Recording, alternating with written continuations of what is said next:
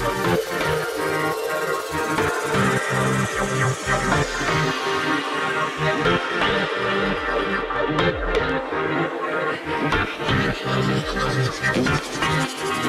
right, this is it, everybody. Here we go, Texas Pinball Festival 2023.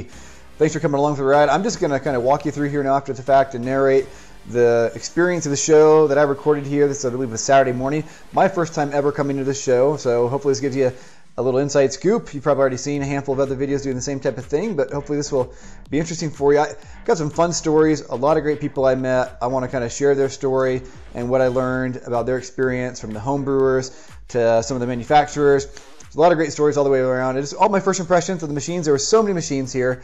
Got to play them all and just had an amazing time. It was really one for the record books. It was amazing. So first thing, you walk in, Jersey Jack Pinball. Look at this amazing topper for the collector's edition on Godfather machine. Beautiful machine. I have to admit, I was a little skeptical, a little hesitant after watching kind of the very first reveal video they had of just how well is this going to shoot. I heard a lot of people talking about a lot of flow that had in it, and looking at the layout myself, I went, boy, it still seems super crowded. Seems like there's so much going on. I don't know. Am I really going to love it? But I have to say, guys, I was very happily surprised. This machine is a lot of fun. I think it's one that could be amazing for your collection, especially if you love the theme. It's got a lot going on. I mean, there are like 29 different shots Eric talks about, right? The creator, and I don't think I even found them all by the time I got done playing. I was able to play it about 4 or 5 times. And beautiful machine. The light shows, I thought, actually worked really well.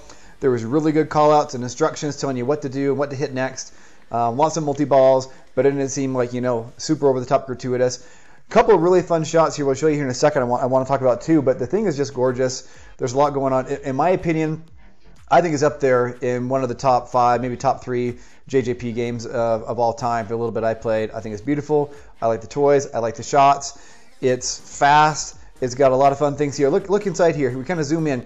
This upper section here, we've got a shot here, goes around kind of this repeatable loop, and then another shot here you can make from the upper left flipper that goes into to a ball hold, I believe, like to a subway, where it brings it back around. A lot of fun shots. I've heard some other people kind of had a hard time maybe making all those shots. I'm not a great player.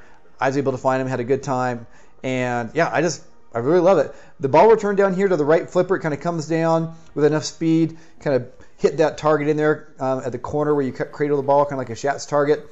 It did that easily every time. It definitely kind of changed the momentum, how the ball came off of the flipper there, but I mean, as we'll hear later, Foo Fighters kind of does the same thing with its different inlanes, right? But it's a lot of fun. It's a beautiful game, very well made. I say just kudos to Jersey Jack. Great job on that, guys. So many great machines all around here also. So there's a little Teenage Mutant Ninja Turtles. We had Houdini. We had a lot of machines donated by so many great people from the community in here for everybody to play. And then look at this. I realized just behind me, there is Eric and Mr. Jersey Jack himself right there. Looks like they were doing a little fix maybe on the machine, maybe getting a ball unstuck. I'm not sure. But anyway, hey guys, you did a great job. Thank you for this beautiful game. Appreciate everything you're doing for the community and for the hobby. Great stuff. Hope you guys had a good show. After this, moving on around past Godfather, then we got into being able to go through and see this amazing topper over here for Twilight Zone. Here it is by the Electric Playground. This is an awesome topper. I've got Twilight Zone. It's kind of one of my grail pins. I was able to finally pick one up a couple years ago. Starting to clean it up. I got to fix the decals. I got to swap out the display. I'm not much of a topper guy just because they take up so much room. There's so much money, but this one's pretty fun. There's a lot of stuff going on with it. We've got that clock that animates around, keep track of time. We got this ball that goes on this loop on a little kinetic course here. And then that one didn't quite have the eyeball working, but you look up here, the live demo they had, they got this awesome eyeball here also in the pyramid there, power, right? And it's, it's tracking the ball. I think it's looking around. Maybe it's just on a random loop. I'm not sure, but it looks cool. It's super slick. It's gorgeous. It's got many layers, so it has like some added dimension, more than what you can pick up on the video here. But I think it's very well done. I have no idea what they're pricing it at. All right, what else we have down around here around the corner? Let's just kind of see. We have a quick look at the guys from Color DMD. Guys, I love your work. I've got like 4 of your displays in my machines. They're amazing. I love them. We had some great artwork here. I don't think I quite caught the name of the group who was exhibiting here, but lots of great artwork, fun stuff. And here's a group from Turner Pinball. There's Mr. Turner there himself. I got a chance to talk with him the day after this and talk a little more about their adventure. So this is their first machine here. They're hoping to manufacture Ninja Eclipse by Turner Pinball. Kind of an early white wood. They've got some basic graphics down. Nothing here is final. I talked with them. There's even like, I think, a kind of a cool mech in the back corner they're still waiting to get in. So it's not final. But, I mean, kudos for them for not being afraid just to jump right out and start getting exposure and getting to know the community and introducing their stuff right away. Very daring move, having an incomplete playfield. But there's some fun things going on here, doing things a little bit different than others. They're still, I think, just a group, like 4 or 5 guys out of their garage, just having fun, going through and saying, hey, can we make a pinball machine? Can we make this a company? We think we can. Let's do it. So I wish them the best of luck. I'm excited to see what they do a year from now, where they're at. All right, Pulp Fiction, guys. I'm not even sure if I stay here long enough recording to really give you all my impressions of how much I freaking love this game. I do. I love it. It was so much fun. The topper's a beautiful topper. It's a topper. Mia and, Travolta, they're dancing. They're twisting around. But the game, it's a single level game. But Mark Ritchie has done such an amazing job. Like, I've not been able to play the 007 by Keith Elwin single level game. I would love to be able to play it. I wish it was here so we could have played them side by side and really compare. But this one has a lot of fun shots. It's not too hard to get your head around. Even without the DMD LCD or without the LCD display, you're still able to understand what's going on. They did a really good job of communicating through the limited displays and through the playfield what's happening there. Seriously though, that game was freaking awesome. I wish I would have jumped in and got one of the limited edition ones. Those I think are going to be really high in demand. But even the standard, the exact same playfield, the exact same play. It's an amazing machine. I'm hoping maybe I'll be able to pick up one of those later on. All right, but here we go. Galactic Tank Force. One of the things we were all most interested to go through and see, I was at least, this crazy cabinet, awesome, folds down, looks like a tank. Dennis Norman doing things just out of the box, totally different. It's fun, it's original, it's super campy. It's interesting campy. I've heard some people are loving it. Some people are kind of like, not maybe awkward campy. I'm kind of in between. There's a few things I'm kind of like, but a lot of it I think actually turned out really well. It was really fun. We had a great fun time here. One of the tanks, that first one, was on rollers with like a motor and a remote control, and Ryan McQuaid was like driving it around the convention center. I wish I would have got footage of that with the tank down, and it looked awesome. Now, I did get some time on this one, and I have to admit, I almost am kind of hesitant to give my review because I feel like every machine I was on the machines with the shorter lines, and now I know why, because those are the ones that were having like some mechanical difficulties. So I didn't really get the best experience. Some of the bucks weren't working, and things were just a little bit off. And overall, I thought it was fun, thought it was interesting. For me, it's not an immediate must-have. There's things I like about it, but there's some things that I don't know, just don't quite jive. So it's a solid game. I would encourage all of you to play it some more yourself and see if it's a fit for you. All right, Scooby Doo, another line, just like Pulp Fiction. You were constantly waiting for like a half hour to play Pulp Fiction. Scooby Doo, with the long ball times and the gorgeous game that everyone wanted to play, led to really long lines also. I finally got in though and was able to play quite a bit of this game. I have to admit, I was also surprised with all the horseshoes and the kind of the simple lower play field, so much focus on the upper play field. I was a little bit of kind of a naysayer. I was thinking, it looks gorgeous. It looks fun, but like, is it really going to be that fun to play? I was surprised. It actually was enjoyable. It definitely has long ball times. I'm not a great player, and I was able to keep going on this thing for quite a while. The upper play field, it definitely feels like this machine was kind of built around the upper play field, for lack of another description, perhaps. There's a lot going on up there. It's fun. It's gorgeous. Funky left flipper that I like. I feel like it's definitely going to be kind of dependent on the code. From what I saw, there are a lot of good modes. There's a lot pushing you to go through and be able to kind of build those shots and combine them in such a way that it was fun. I'd actually really love to find one here local. Someone who bought one, I did not jump in on that.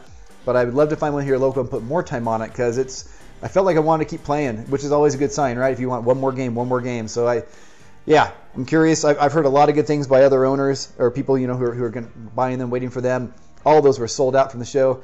Look at that, Mr. Ernie Silverberg, maker of League of Legends pinball machine from Trident Pinball. We'll run into him here a little bit later again, but let's walk through here now and see the Stern booth. We got some 007s. These are all the Pro versions, which is what I have on my route. We've also got some premiums. I believe there's some Elviras and some Godzillas here around the back, and of course the number one thing, I think we had, let's see, there's 4 Foo Fighters. There's another set of 4 right there on the left. We've got 4 there in the back across the wall. Mr. Jack Danger there. I think another 4. I think we had like 16 Foo Fighters. It was a lot. Premium, pros, they both play amazing. I had a lot of fun on the pro, which I just barely picked up mine to get on location. Had a lot of fun on the premium. Look at this guy. My wife wanted me to get a premium. Look at that, Jack Danger. Nicest guy. Just, hey, dude, you want to take a selfie? He's like, of course, let's do it. Had a chance to meet him really briefly in the hall. Great guy, super kind. Taking the time out to say hi to all us little people. Appreciate you, Jack Danger. And this machine you guys have built, I freaking love it. There's parts of it that kind of remind me of Godzilla, but it's very different than Godzilla also. I love it. Like, I love the flow. I love the number of shots, the type of combos you can get moving. That upper loop is repeatable. It's like lightning fast, but man, I love it. It's so rewarding. You get it going and just get combos going around the loop, up to the ramp, back down around. I'm loving this machine. The kicker that you have that'll kind of come back and just bam, knock it back up ramps. Now, again, this machine being here, getting hammered on by people day in and day out. Some of the auto launchers and some of the that kicker weren't always really firing as hard and getting the ball up around. But I just got my Pro delivered yesterday. Been trying it out and playing it, and that thing is dialed in. I haven't had to adjust a dang thing. And the auto launcher is nailing the ramps every time. The kicker's hitting strong. It's playing like a champ. I mean, no doubt, it's Stern. I mean, out of the most consistent, most indestructible games out there, it's the only manufacturer I've got on my route right now. Stern machines are absolutely just freaking amazing. This one's so much fun. Now, it's a 0.91 code. I do feel there's more that needs to happen there. I was not really seeing like the call outs. I was left kind of looking around and kind of wondering, okay, what do I need to shoot yet next? Okay, that's flashing. All right. Had your basic modes, it was going, but I feel like there might be a little more there. Hopefully that's coming from them to make it a little more clear exactly kind of what the progression is and what you need to do through the modes to stack and move along. Like you're going to complete your cities and get a lot done that way. And then what happens? But I mean, the sound of it, the audio package, the animations, the artwork, and just the kinetic flow. I love it. I know some people, talk a lot about wanting to have, you got to have crazy mechs in every single little thing for it to really be worth the money these days. And don't get me wrong, pinball has gotten freaking insanely expensive. But I'm kind of more the other side of it, man. As long as the thing is just fun to shoot, that makes up so much more on the other side of it. And I mean, this is a complete package. It's fun to shoot. It's fun to look at. It's fun to listen to.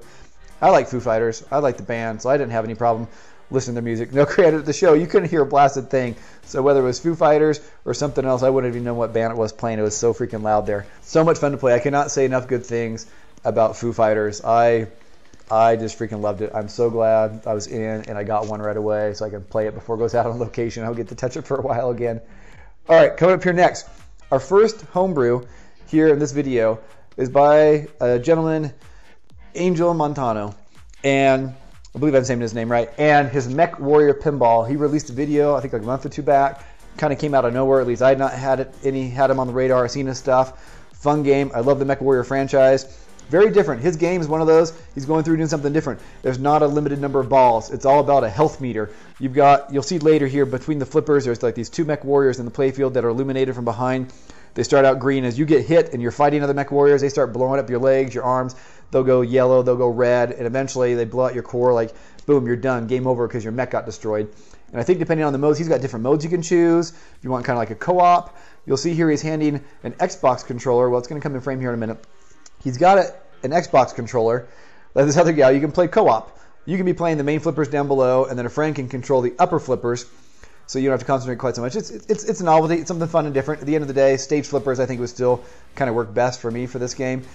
A lot of fun, different things going on. Angel has gone through and done something that nobody else has, and he was very, very passionate about his project. I can't wait to see later revisions of this game, and hopefully probably future games from him.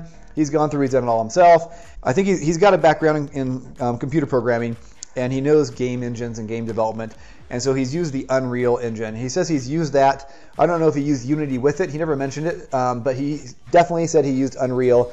Pretty much programmed everything through Unreal using their blueprint setup. The way he's controlling it, I wish I had a shot of the playfield. He lifted it up and showed me. He's got 6 Arduinos underneath his playfield connecting to all the coils through MOSFETs, and he's controlling all of them just through Arduinos. He's got 2 more in the back box to handle like audio and displays and things like that. And very simple. He went through and put it all together. He's made his own playfield. He's never even heard of Haggis before, but he came up with a very similar idea. He found a local printer, he said, that will go through and do a reverse print on, I believe he said, polycarbonate, or like the acrylic that he put down 1/8 thick, and then he glued that down, sandwiched that, or he didn't even glue it. He sandwiched it down on top of his playfield with screws and posts, has it held down in place.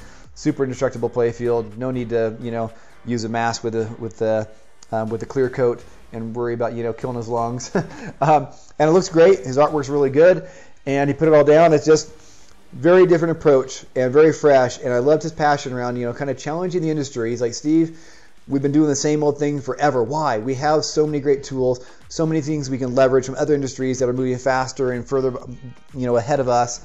But I love his passion. I love how serious he is about going through and really trying to show what can be done by taking a different path. So kudos to you, Angel. Love meeting you. Such a great guy, such great energy.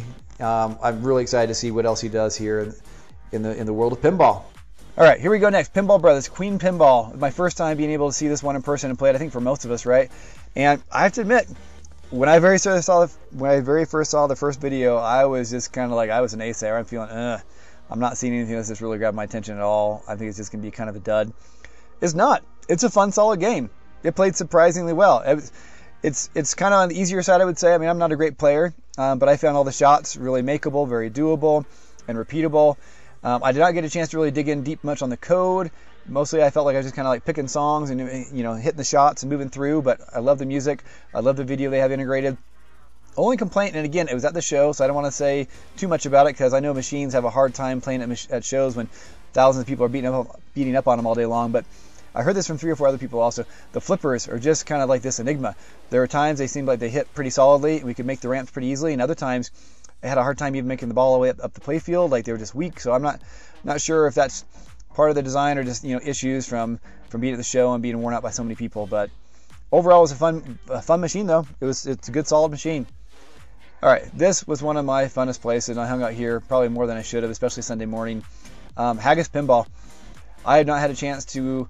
I had played a Celt in person once and a Fathom once, but never on the new 2.0 code that Marty Robbins put into Fathom. And Marty, man, I've just barely scratched the surface of what you did. And again, I'm not a great player, so I doubt I'll ever go too deep into your code. But the little bit I did get to play, I think the day after I recorded this, I was there with some of the guys from Salt Lake, and we played a game, and I played a couple more after that. We came back around later too, and I'm really liking what you've done. It was straightforward, it was challenging, it was fun. Again, I didn't get to go too far into it, but it definitely made me wish I could have just like a whole weekend alone with this machine to go through and really play and get to know it and figure it all out. There's Damien in the background. There's beautiful wife Georgia, super nice. She was so kind and spent a lot of time talking with me about my endeavor, my homebrew, and kind of the future I've got planned for the pinball room, and so encouraging. These guys, I'm telling you, just Damien. I remember watching you, Damien, when you very first started your first handful of videos and thinking, wow, this guy doesn't know much about pinball, but man, he is dedicated and intelligent. He's figuring this stuff out, and man, you guys survived the pandemic. You've produced 2 beautiful games. I can't wait for you to announce your 3rd one here later this year is what I'm hearing, and see where you guys go, but I'm really impressed. These guys have done so much. There's so many challenges they've had to deal with being down in Australia, kind of isolated from the rest of the manufacturing world and all this, and they've taken on so much and done so much to be able to put themselves in a place where they're more self-sufficient and able to kind of control their own destiny. And they're being very, very calculated in their growth and the way they go, because they are definitely determined to be around here for the long term. So I can't wait to see so many more games for you guys in the future. It was so nice meeting all of you guys. Beerfest, here it is. This is Homebrew Corner. Beerfest. We got Quidditch. We got League of Legends and Dukes of Hazzard over there. And this is Greg Brault's game here at Beerfest. And it was so great to meet you, Greg, and be able to play your game and talk with you in person.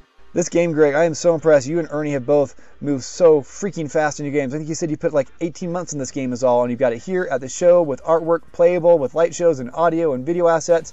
Greg has 3D printed so many things on this, and it's working so well. I love the beer goggle setup you have down there where you can actually, it's hard to see it here in the video, but Greg's got a custom ball return, ball trough, and shooter lane, and those beer goggles he's integrated in is see-through, and you can go through and you can see the ball inside that lane as it's moving through. The shots are so great. You've got that mini red solo cup there. That is this amazing ball mech, and it's just, I was really impressed, Greg. The shots went super smooth. Greg kept asking me, like, what's your feedback? What can I do better? I'm like, man, I don't know. Like, for what it is right now, what you've got, I feel it works really, really well. And yeah, super smooth. You've done a really good job working out the angles on the shots. I guess just one man's opinion here, right? But I was really impressed. Really liked what you did. I think it's really solid. So kudos to you. Over here next, we've got Ernie's League of Legends pinball machine. Also, I am just so impressed at how fast you guys have moved along. It just makes me feel like I've just taken way too long on my machine. You guys have come so far, so fast. League of Legends, I love the game. My son-in-law plays it like crazy. He's like a platinum, diamond level guy. He's just like an amazing player. So I totally appreciate the theme and love the assets you worked into it. All the video assets out there, the way you worked them in. Just an amazing game. There's Ernie right there with Mr. Turner from Turner Pinball. And yeah, dang, Ernie, super just impressed by what you've done. Ernie's got these starter kits that are available through Trident Pinball. He talks about on Pimside and on Facebook. It gives you everything you need to get up and running with your own homebrew pinball machine, a lower third, the mechanical stuff, the hardware controllers, everything. Take a look at it. Dukes of Hazzard, by the one, the only, Jake Danzig. Such a nice guy. I've got a photo with him here that I'll throw up. Jake is one of the nicest guys I've met. Him and his best friend Jesse there that he rescued. This is an amazing machine. It's been spotlighted a lot. It's been at other shows. It's won awards. I've never seen it in person. This is not just a retheme of a Paragon, guys. I know many of you have heard, but dang, I really am impressed. It's been rethought, reimagined, rebuilt, recoded. It's everything. I like it just as much, if not more, than Paragon. Honestly, this one played so well. You guys have it dialed in. Plays so smooth. It's like the best Paragon you've ever played in your life, but with such a fun theme and new rules. Wish I could have played it more to really dig in and understand the rules more. There's just so much that was going on around the show, guys. But anyway, kudos to you, Jake. An amazing machine. Over here we got the pinball place. Our buddy Glenn. I've got one of these Stair-climber machines. You saw I put out a couple of videos showing it. And I really enjoyed it. It's been great. I use it a whole bunch to help deliver and set up machines when I have to go up and down stairs. I try to avoid that, have elevator access whenever possible. But here it is in action. And they've actually kind of iterated on it, and they have like a new 2.0 version. So it's got that green, smooth, classic plate for the bottom. Makes it even easier to load your pinball machines on, where before it was kind of like this three-legged grate. And so anyway, it was not quite as smooth and easy to load up as it is now. The motor, the other cool thing, if you remember my videos, I said it kind of goes fast, especially when you're going down the stairs. Well, now it's got a 3-speed control. You can control the speed of the motor, which is great. It's got an integrated strap now to be able to lock your machine to it. It's a great thing, guys, and for the price, it's kind of hard to beat. I forget how it comes in next to this Escalera Stair-climber. I think it's a little bit cheaper, but man, it's solid. It works great. Thank you again for the demo here, Glenn, showing us how it works. All right, after that, from there, we move around to the kind of the back corner. Got more machines that were brought in. We've got kind of an arcade side over here also, you'll see. And then we're going to get to one of my favorite areas, was this place where we had, where is it? Here it is. This History of Pinball exhibit. Look at all these old bagatelles and just old, forerunners of the pinball machine era that we know now. Ones here with no back box, and you can play them. Do your little, your Plinko bagatelle version of pinball. So many fun versions here. So many I've never seen. I did not make the time to come back through here and play more of these. Several of these were available for play, but I looked at all of them. They are just gorgeous, fun, very interesting designs. It's just so neat to see the history. I am so appreciative of this group that has kind of captured this and brought it where we all can enjoy it and see it. So way to go, guys. historypinball.org. Check it out. Got a lot of great stuff. Really appreciate what you guys have done. Yeah, I'm walking slow through here with the camera because I love this. So awesome to see all this, and you have a chance for people to be able to go through and play them. So from there, we're kind of walking up around this back side before we get back to Scooby Doo's side, and here we've got the different lighted mods. These things are cool. These kind of like pseudo hologram. They're like these lights on the spinner, but look like that Deadpool walking by, the animation. They just kind of like float in the air the way they look. These are pretty sick, guys. I don't know. Get the right artwork, the right idea. There's would be a perfect one for World Cup soccer. Here it is for Deadpool. He's walking along. You get the right animation sequences and stuff in here. I feel like this is just kind of scratching the surface of what it could turn into, and I think it would just be amazing. All right. There we got a big game. That's actually one I sold to buddy Steve Strom, who brought it to the show and found another good buyer. It's the joy of pinball, right? You get to try them and then kind of pass them around. We all get to share them with each other, do swaps, upgrade, side grade, try new things. So many fun things here at the show to walk around and see. So many different little mods and different little doodads and things you can do to enhance and customize and make your pinball machine yours. A lot of great vendors, a lot of great people here. There's the folks from Scorbit. Quick little view of Marco again. Buy lots of stuff from Marco. There's some more Foo Fighters. Far Away, so Pinball Life wasn't here, but also Let Me Some Pinball Life. Get lots of supplies from them as well as Marco. There we got. Now we're sitting the Elvira, the Godzilla. You see we got another booth from Pinball Brothers here where they got two the Queen pinball machines set up a little closer to the front. Also see around here we've got Big Lebowski was here, just one of them. There's still not very many around, right?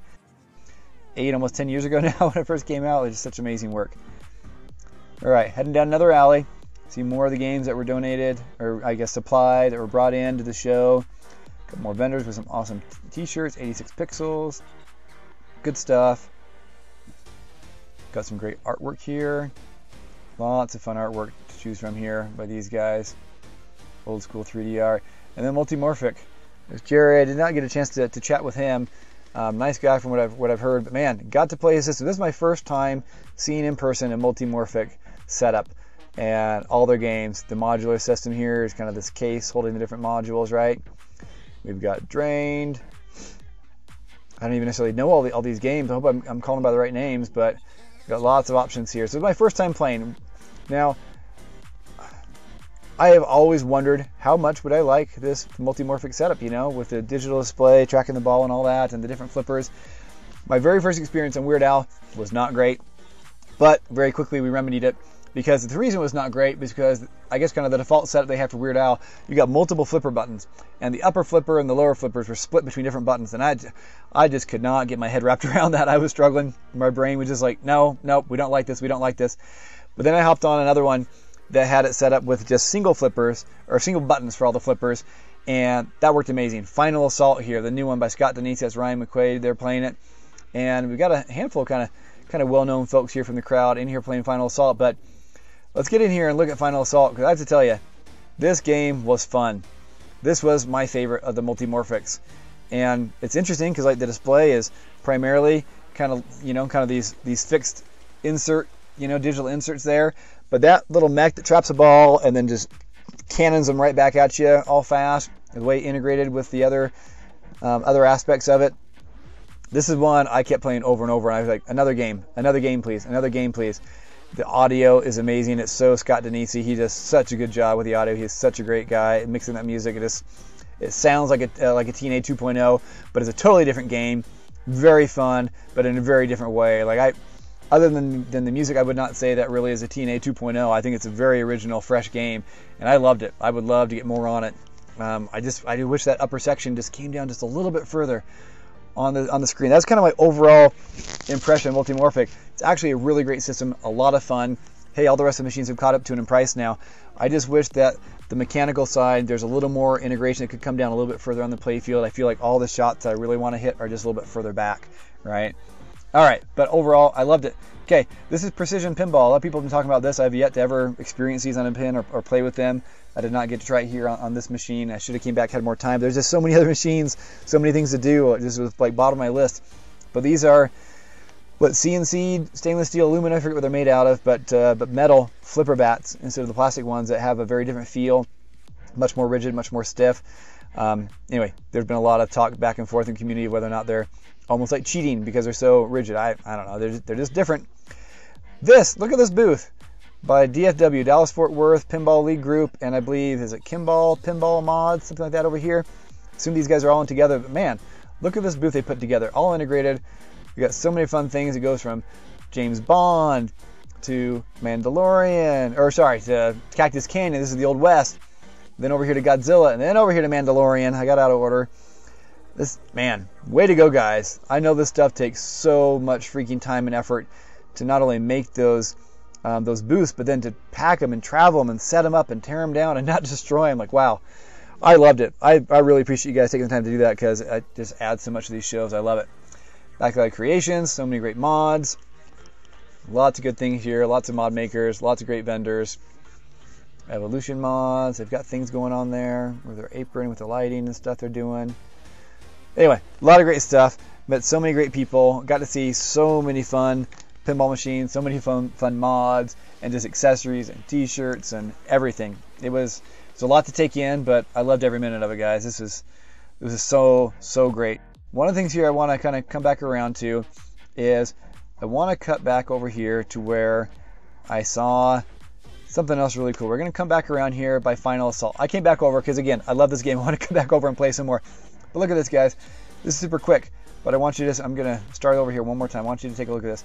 There's Mr. Jack Danger from Stern Pinball, Scott Denise, who's worked with Spooky and now with Multi-Morphic, Dwight Sullivan, also from Stern. He was loving Final Assault also. Thought there's a lot of great things going on. We've got Bowen Cairns, who helped do the rules for it. Ryan McQuaid, who's part of Spooky Pinball. One of Dwight's good friends from high school there. I forget his name. I'll have to look it up again. But a lot of different people from all different companies of pinball, and they're just having fun. They're just sitting here talking about Scott's game, talking about all the things they love, and just joking around, having a good time. And I'm telling you guys, I want to end on this, because to me, this is like the epitome of pinball. This is what it really is, right? It's a community where we're all here to share in the joy of all the great, amazing pieces of art and fun that people take the time to create and share with us. We get to come through and enjoy them, and then even themselves sitting here and just shooting the crap, shooting the bowl, and just having fun, just being real people, being friends, and just all gathered together around one common thing: pinball. Our love of this silly silver ball that runs around on this table that just mesmerizes us, right? Like, it's just so great. So anyways, I'm gonna leave you on that note, guys. Texas Pinball Festival, what can I say? The organizers, Colin, for the, I forgot to show that. Colin, here's a little shot up top. And when I was able to participate in the Classics tournament. I did horrible. Out of 169 people, I think I was like 140 or something. Yeah, I'm a horrible player, but man, I had a lot of fun. Thank you for taking the time to put all that together, Colin. I know it's a hard thing. But yeah, man, like, it was so great. So again, thank you everybody who put together the Texas Pinball Festival. It was amazing. Definitely not gonna be my last time going to this show. I loved it. It was great. So there you go. There's a quick little tour of the festival. Hope you enjoyed it, guys. We'll catch you next time on one of my next homebrew posts. See you later, guys. Bye-bye.